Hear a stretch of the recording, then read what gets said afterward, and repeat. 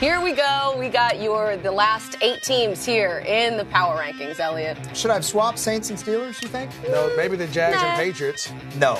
Come on. No. That's absurd. All right, let's talk about those Patriots. They are the top remaining team. And what'd you see from them Saturday? It seems like Tom Brady's not really in a decline, everybody. No, he's not. Matt Patricia, the reason he's been a head coaching candidate is he's done a great job with that defense. And Colleen, ever since they righted the ship against Tampa Bay on Thursday Night Football, pretty much Tom Brady's had to go out there and say, okay, if I put 2 touchdowns and maybe 2 field goals on the board, we're winning. It's really impressive, their defense. You know what? I thought Tom Brady did a great job of getting to the open guy. This throw here was pretty impressive, but also they've been more creative offensively. I mean, running a fly, tall sweep, a little touch pass to James White, and they're finding ways to get the ball to the right person, and the defense is making plays. So, Elliot, I agree with you there. I think that was their best game offensively in a couple months, too. Now, the Jags, they knocked off the Steelers. MJD, I know you are beaming right now. I mean, I was there, Colleen. What do you expect? When you go to a stadium and they're all cheering and the first play, the first drive of the game, you score and they all become quiet, it was beautiful. And the Jags really took control of this game early and never let it go. Yeah, it's true. What do you think about this one, Elliot? A lot of things. Blake Bortles made plays with his arm. This was not a great game for the Jags defense, but another guy I want to point out, too, was T.J. Yeldon made some huge plays for this team in the second half, picking up first downs when they really needed it. I disagree with you, but we'll talk about it later. What about T.J. Yeldon? Well, let's get into it. Let's get into it right now with the matchup because, MJD, I want to know what your biggest question is heading into the matchup. Well, I think we've seen the Jags, when Blake Bortles can take care of the football, the Jags are pretty tough to beat. So if he can not turn the ball over against New England, check the ball down, run when he has to, use his arm, I think he's fine. A lot of questions are about the defense. They gave up 42 points. But remember, they were playing with a 21-0 lead, so they were playing real conservative. They were playing off coverage, and Big Ben threw some late deep balls that were one-on-one 50-50 balls that were caught. So I don't think they played as bad as people may think. But Blake Bortles, I mean, if he can go through his progressions like this, pass the ball to the right person, and then when he is in trouble, take the ball and have pocket presence, he'll be fine. That Patriots defense, though, as Elliot had mentioned, played great in this last game. I mean, they played the Titans, though. All right, 8 sacks. I will agree with you. Like, you can have better coverage on the Antonio Brown touchdown. That's just a Hall of Famer beating you. But I am a little concerned about Dion Lewis. Are they going to be able to stop him? One of the things I told you, if the Steelers were going to win the game last week, I told you, hey, I think it's because Le'Veon Bell in the passing game, he did that against the Jags. I know Miles Jack can run. I know Telvin Smith can run. Are they going to be able to cover this guy? Because it's more than just being able to run. Well, I think you just have to be able to tackle in the open field. That's the big thing. That's true. Well, let's flip it over, speaking of tackling, to the NFC, because before we get into the two teams, let's run back the play that stunned everybody, including the players involved. 10 seconds to go. 24-23 Saints. Case on a deep drop. Steps up in the pocket. He'll fire to the right side. Caught by Diggs. Stay up. Oh, it got loose. Oh, my God. At the 30. No 10. Touchdown. Are you kidding me? Miracle finish. It's a Minneapolis miracle. Stephon Diggs and the Minnesota Vikings have walked off on the New Orleans Saints. I could watch it over and over again. I'm sorry, Saints fans. The Minneapolis Miracle, we're going to break that down in just a little bit. But first, Elliot, what else did you like from the Vikings in this game? Well, I was one of the people that looked at the Latavius Murray acquisition and thought, okay, big deal. But Jerick McKinnon and Latavius Murray have made so many plays for this team. And the game I really think about was the Atlanta game where the pass rush was getting after Case Keenum. He had a dump off to his backs. I think he's going to have to do that again against the Eagles. And Murray, man, he runs hard. All right, yeah. You know what?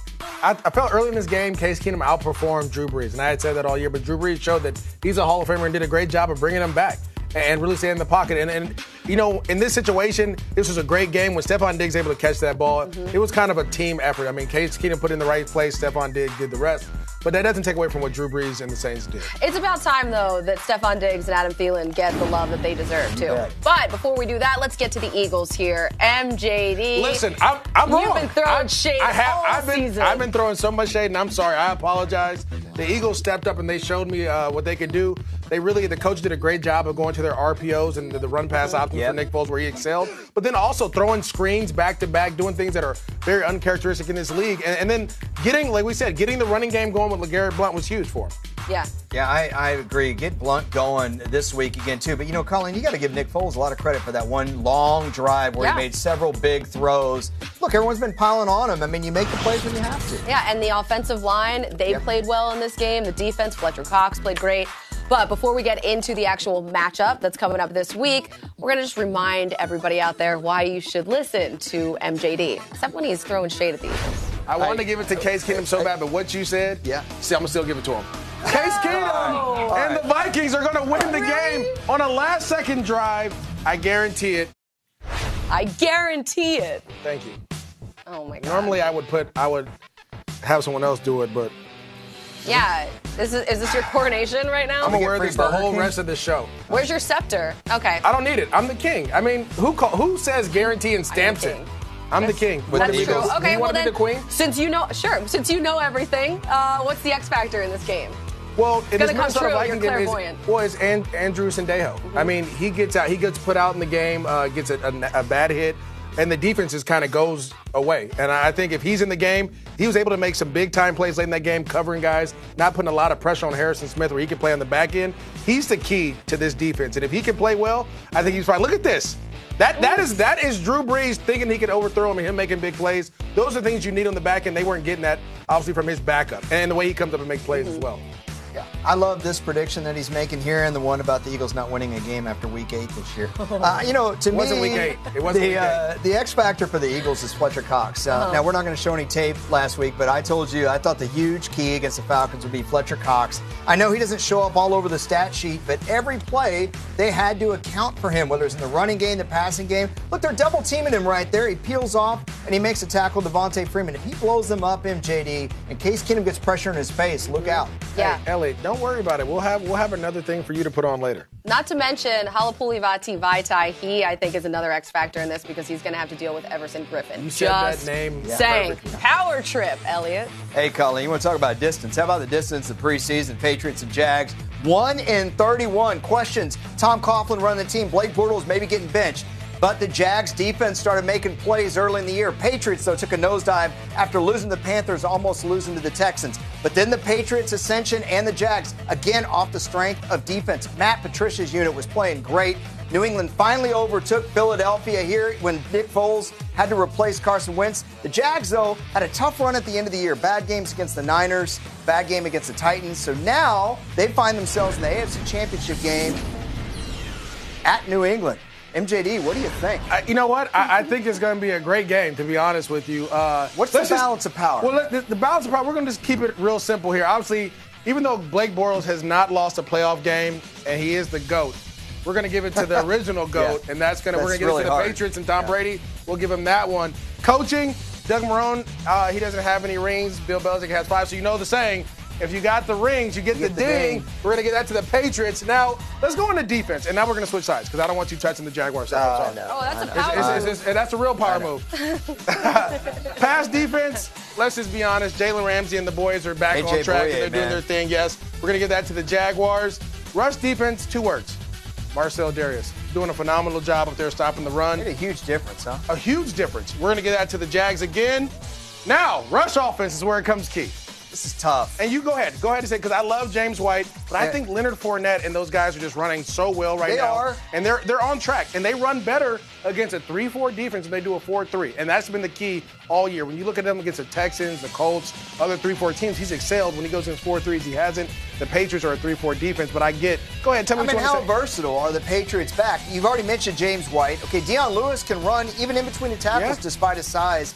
I think the Patriots are pretty even with him, although Bortles rushing is kind of the X factor there. And that's where he has it. Bortles rushing. Boom! Give that to the Jags. Wait a minute. Is that 3-2? Oh, boy. Is it true? Oh, boy. Wow. Who do you have winning, Elliot? I got the Patriots, man. Let's go on another power trip.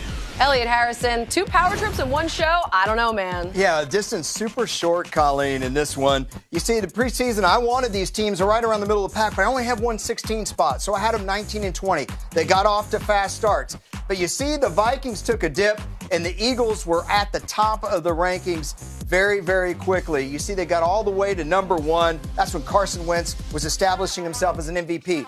But later on, you see the Vikings would overtake them. This is when Wentz got hurt. The Vikings beat the Lions. They beat the Falcons. They beat the Panthers back to back to back. And then at the end of the season, the Vikings stayed at number 2. And the Eagles, they went down with Nick Foles. Now they're facing each other in the NFC Championship. MJD, balance of power. Who wins, man? You know, this is going to be a great balance of power because this crown that I have from earlier in the show is, I feel like earlier. I feel like we could do this without touching the screen. So we're going to try and test it out here. Let's start with the rush offense, though. And I get LeGarrette Blount, Jay Ajayi, Corey Clement. Those guys have been doing a great job. But Jerick McKinnon, Latavius Murray have been doing an awesome job. It's pretty even. Yeah, it is pretty even. But with that being said, I feel like the Vikings are more committed to the run, and they want to run the ball. So we're going to go ahead and give this. But before we do, don't touch it. We're all going to do the skull clap together. Ready? 1, 2, 3. Skull! I worked! Oh, my goodness. All right, pass offense. I told you guys, Drew Brees was going to fall to Case Keenum. You don't touch it. Okay. Case Keenum was better than Drew Brees. Him and Nick Foles, I think they're a little similar, but the key is Adam Thielen and Stephon Diggs. So I'm going to go ahead and give this to the 1, 2, 3. Ready? Skull! It works again. Now, rush defense here is phenomenal.